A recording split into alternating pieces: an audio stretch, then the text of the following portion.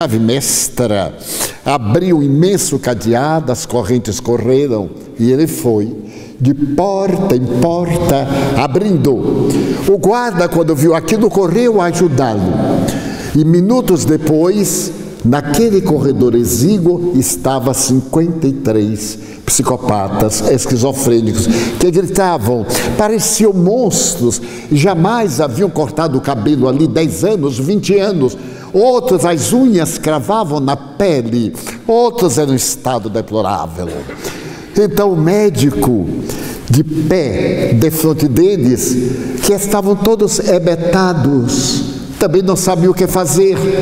Foi quando ocorreu um fato muito peculiar. O doente, olhando para cima, viu a claraboia, que estava suja, e abrindo os braços e as pernas, trepou na parede, como se pudesse fugir.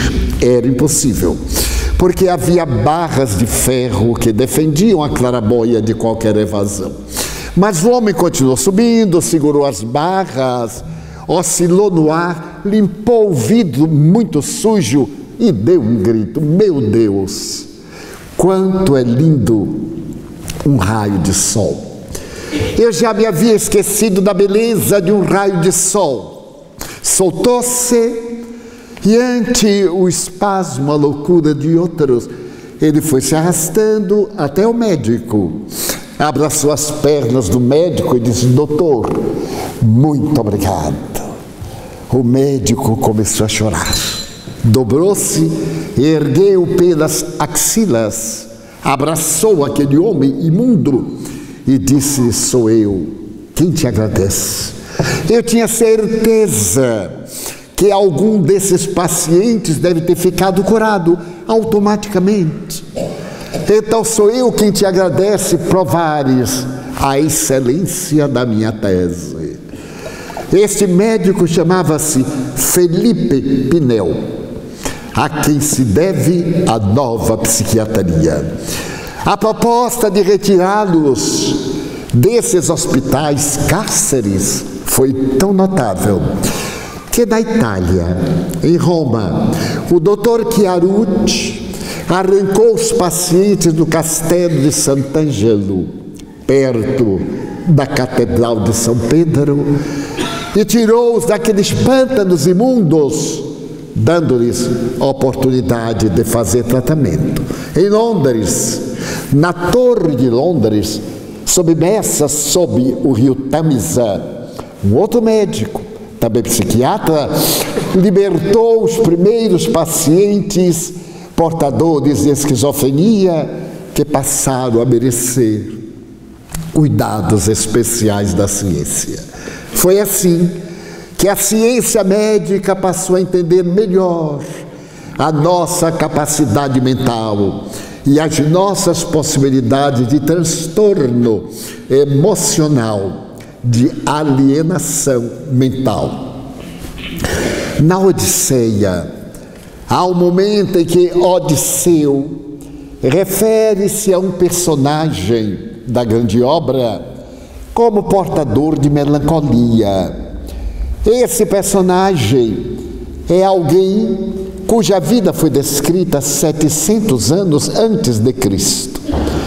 Naquele tempo, os estados mentais de tristeza eram chamados estados melancólicos.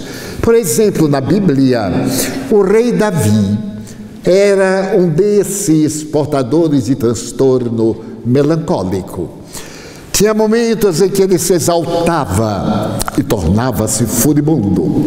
Em outros momentos, a sua melancolia era uma tristeza imensa que o vergastava. E a Bíblia nos conta que o jovem Davi foi curá-lo através dos salmos, através do alaúde. E surge, na época do rei Saul, a musicoterapia de alta validade, até hoje. Mas se nós continuarmos a acompanhar, a melancolia por volta do século II da nossa era atingiu a Terra de tal forma que pareceu epidêmica. Por volta do século XIV, esta melancolia foi tão cruel que a Igreja Católica Apostólica Romana considerava o melancólico portador de pecado capital. Se morresse, ia para o inferno. Nada melhor do que a ignorância. E a melancolia parecia desgovernar a cultura da Idade Média, naqueles 1000 anos de ignorância. Aquele período terrível, por volta do século IV até o século XV, a melancolia tomou conta da história. Basta que nós nos recordemos de Shakespeare e lembremos de Hamlet, vestido de roupa negra. O jovem príncipe dinamarquês tem as suas reflexões todas melancólicas. To be or not to be. Ser ou não ser. Morrer. Dormir. Sonhar. Talvez. Quem sabe? E se nós olharmos Romeu e Julieta, a grande tragédia de Shakespeare, ou Rei Lear, nós iremos ver que todos os conflitos da personalidade estão narrados na linguagem sábia deste homem notável, que fez um legado à dramaturgia dos mais notáveis da humanidade. Mas por volta do século XVIII, se percebeu que o nosso cérebro possui células diferentes daquelas que constituem o nosso corpo. E a essas células diferentes, estranhas, alongadas como a cauda, deu-se o nome de neurônio. E se percebeu que essa cauda tinha uma função, porque ela parecia uma árvore. Então se denominou a essa parte da cauda como dendrito, árvore, ramagem. E que o indivíduo pensa no cérebro, porque até então a tradição dizia que nós pensávamos pelo fígado e amávamos pelo coração. Era ciência. Hoje, quando eu ouço uma pessoa falar assim, porque a ciência, me dá vontade de rir. A ciência tem sido tão ridícula e ela se tornou científica exatamente pela repetição de fatos que puderam ser constatados. Então se dizia que a pessoa amava com o coração, e até hoje nós dizemos, eu te amo com todo o meu coração. Até Jesus disse isto. Coisa curiosa, os males provêm do coração, porque era linguagem corriqueira. Hoje nós sabemos que não amamos com o coração. Quando eu falei isso numa conferência, um amigo meu intelectual chamou-me de lado no fim desse volta, você está enganado. Porque quando eu amo, eu sinto uma coisa no coração. Eu digo, eu também. Mas quando eu tenho raiva, também. Quando eu tenho ciúme, também. Quando eu estou com inveja, também. Então, o que é? Emoção. Qualquer emoção produz a vasoconstrição das artérias e nos dá essa sensação. Não é só o amor, principalmente o ódio, a raiva. Nós amamos pelo cérebro. E ele me olhou desconfiado. E qual é a área do amor no cérebro? Você pergunta isso a um cientista. Eu sou apenas um curioso. Mas agora, a mente está localizada no cérebro. Também foi muito contestado. Deviam dizer que nós pensamos pelo cérebro, sim, com exceção das mulheres. Porque as mulheres, quando se encolerizam, põem a mão no fígado e a energia, a cultura sai toda do fígado. Então as mulheres, algumas ainda pensam pelo fígado. A verdade é que a descoberta dos neurônios revolucionou, porque é a única célula que, morrendo, não se reproduz. Ela não passa pela mitose convencional, ela morre de mesmo. E quando nós nascemos, nesse dia já morre 15.000 neurônios.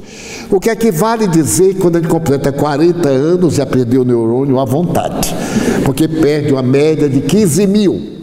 Quando eu era jovem, o que não faz muito tempo, se dizia que uma pessoa de 50 anos já era velha. E na minha terra, quando as mulheres passavam pelo catamênio, pela menopausa, compravam agulha de crochê e tricô e já se achavam velhas, iam tricotar a vida alheia. E os homens também. Os homens, quando passavam pela andropausa, porque os homens também não são de borracha, coitados, eles têm andropausa. E é no período em que os velhotes começam a ficar parecendo bode velho procurando capim novo. Então, eles ficam animadérrimos, mas é por pouco tempo. É o fenômeno da andropausa. Você dizia que na andropausa a pessoa está velha. E na minha terra, pessoas de 50 anos, 55, arrastavam os pés.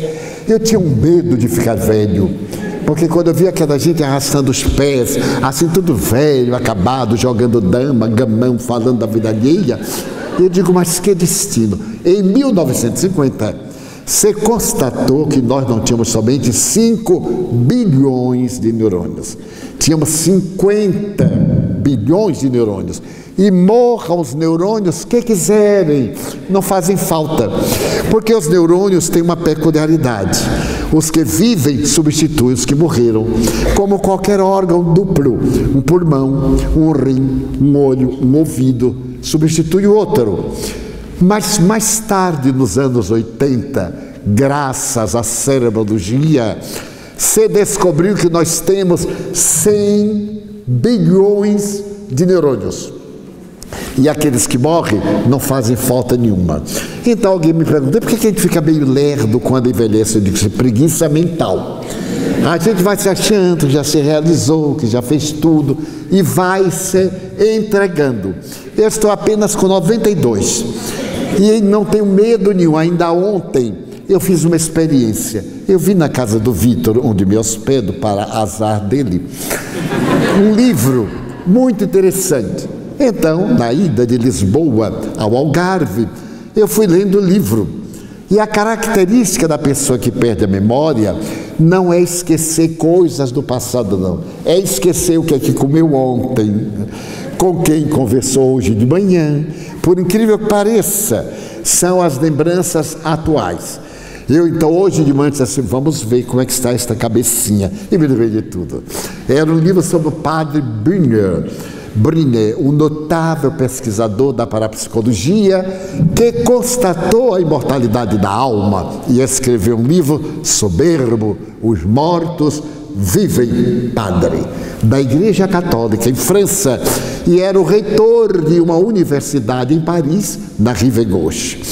Então, se vocês dizem assim, eu me lembro de coisa quando eu tinha 2 anos, não é vantagem nenhuma.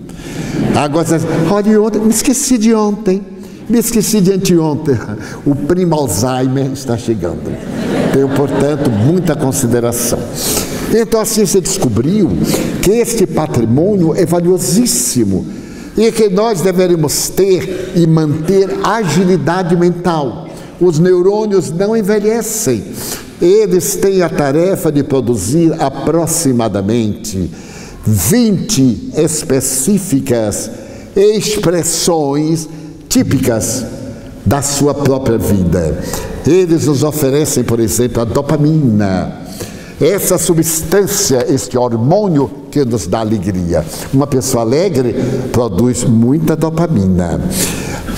Nós temos na saliva um desses hormônios, que é a imunoglobulina. Ela ajuda na digestão e ajuda também na alegria. Toda pessoa que tem bastante imunoglobulina é alegre. Quando vocês viram um indivíduo de cara feia, que é chamado na psiquiatria distimia, pessoa que está sempre contrariada, tenha pena dele, coitado. Ele não tem nem dopamina, nem imunoglobulina. Essa substância é tão fascinante que, além de nos ajudar na digestão, dá-nos também a alegria de comer, de viver. Já viram quando a gente gosta de uma coisa? Meu Deus, um churrasco assado agora, entrando aquele cheirinho bem tostado, uma sardinha assada na brasa, logo vem a saliva, produzida por esses fenômenos biológicos. O nosso organismo é uma máquina notável. E então, de vez em quando, acabar aqui a palestra, eu vou comer uma sardinha assada, custe o que me custar. Mas na hora que eu olhar para a sardinha assada, não, eu sou vegetariano. E aí vai querer comer alguns legumes. Sabe o que diz o estômago? Ai, meu Deus, nós já preparamos a digestão e este cara mudou de ideia. Joga fora álcalis, bases e sais e prepara uma nova digestão para as folhas que ele vai comer, o rabanete, seja lá o que for, a semelhança de coelhos que está na moda.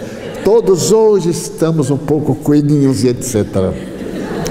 Então, com a descoberta dos neurônios, se descobriu a vida mental, a vida emocional, o sentimento, as realizações que constituem o ser. Então, nesse ínterim, apareceu na língua inglesa a palavra depression.